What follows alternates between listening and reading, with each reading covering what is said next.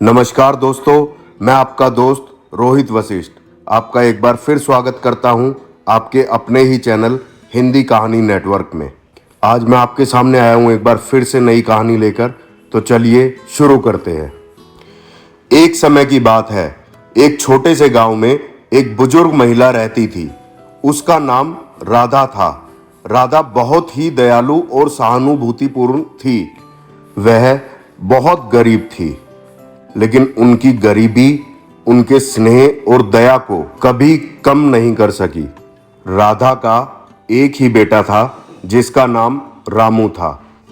रामू किसी नगर में नौकरी करता था और अपनी माँ से बहुत प्यार करता था। रामू हर महीने अपनी माँ के पास आता था, उसे पैसे देता था और फिर वापस शहर चला जाता था। लेकिन एक महीने रामू नहीं आया, फिर दूसरे महीने भी वह नहीं आया। राधा को बहुत चिंता हुई।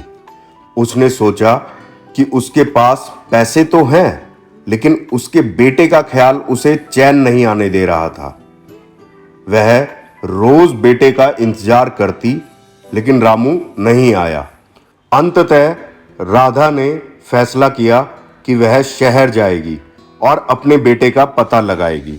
राधा ने अपने सारे पैसे जमा किए और शहर के लिए निकल पड़ी। शहर में पहुंचकर उसने अपने बेटे को ढूंढना शुरू किया। दिनों बीत गए, लेकिन वह अपने बेटे का पता नहीं लगा सकी। उसके पास पैसे भी खत्म हो गए थे। राधा की चिंता बढ़ गई, लेकिन उसने हार नहीं मानी। एक दिन वह एक दुकान के सामने बैठी थी और रो रही थी। दुकानदार ने उसे देखा और उसके दुख का कारण पूछा। राधा ने अपनी कहानी सुनाई। दुकानदार ने उसे उसके बेटे के बारे में बताया। रामू ने एक हादसे में अपनी जान गंवाई थी। राधा यह सुनकर टूट गई। उसने अपने बेटे के नाम की मिट्टी अपने हाथों से चूमी। उसकी आंखों में आंसू थे, लेकिन उसके मन में एक आशा थी।